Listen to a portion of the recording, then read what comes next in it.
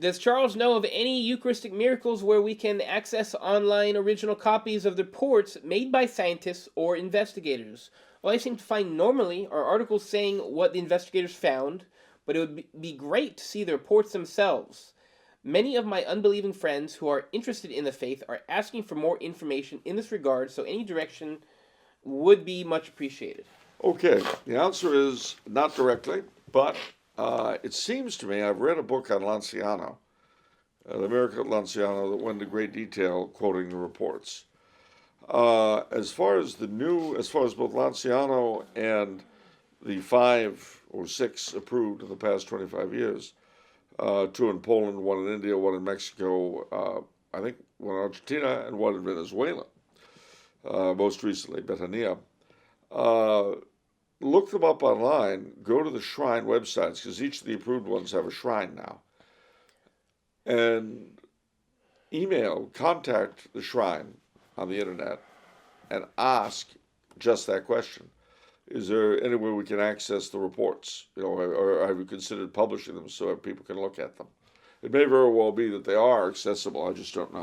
So that's what I would do. I would like to supplement that with one important thing that a lot of clergymen have said, rightfully, which is you have to be careful when you put God in a petri dish and you've got the microscope and it's like, oh, okay, well, let me verify that this stuff is happening, because see, you're the scientist and God is your experiment. But that's not how it works. No, but what's good about about these things is that, with the exception of Lanciano, I think they probably did know what they were dealing with.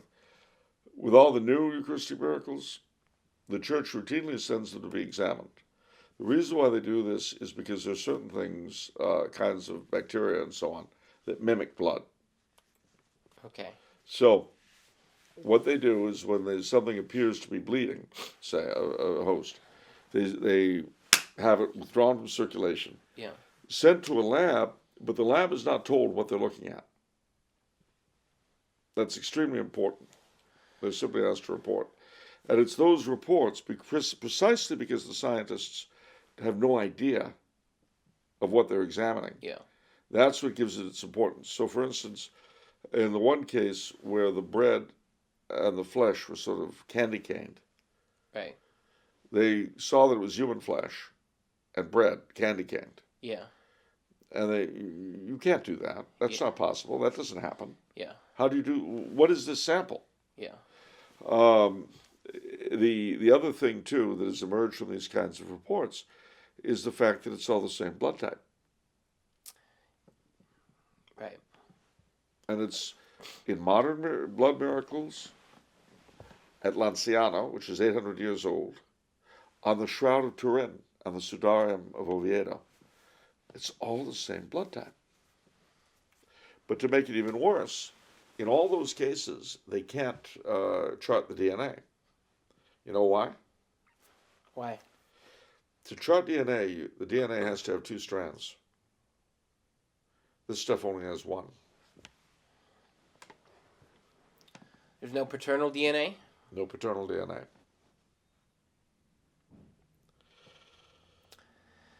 On top of that, the last thing I remember is it's heart tissue. When it's flesh, yeah, it's always heart tissue. Yeah.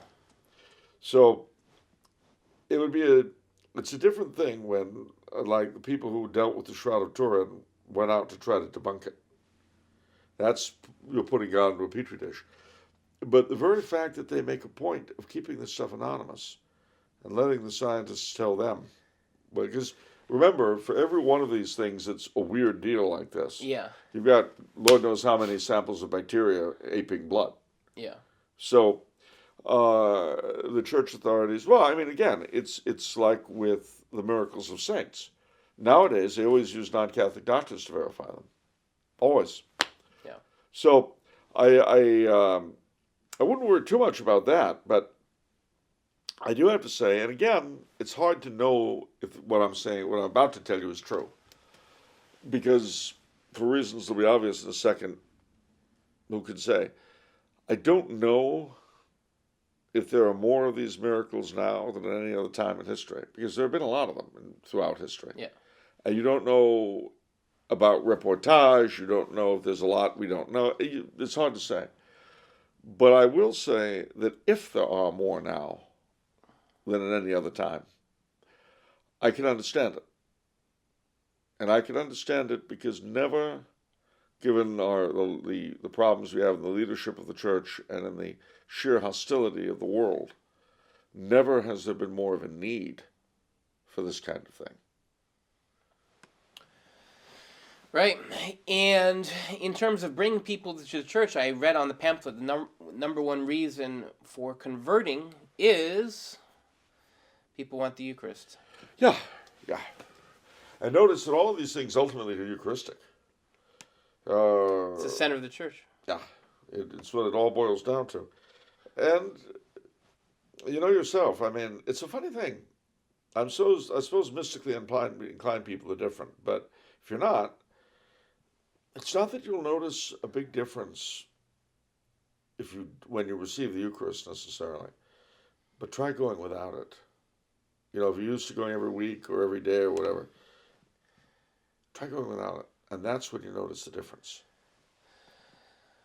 I do. That and, to be honest, confession too. Yeah. I wear down. I need, I don't know, you just wear down to me. That's the best I can describe it. It's true. You get tired.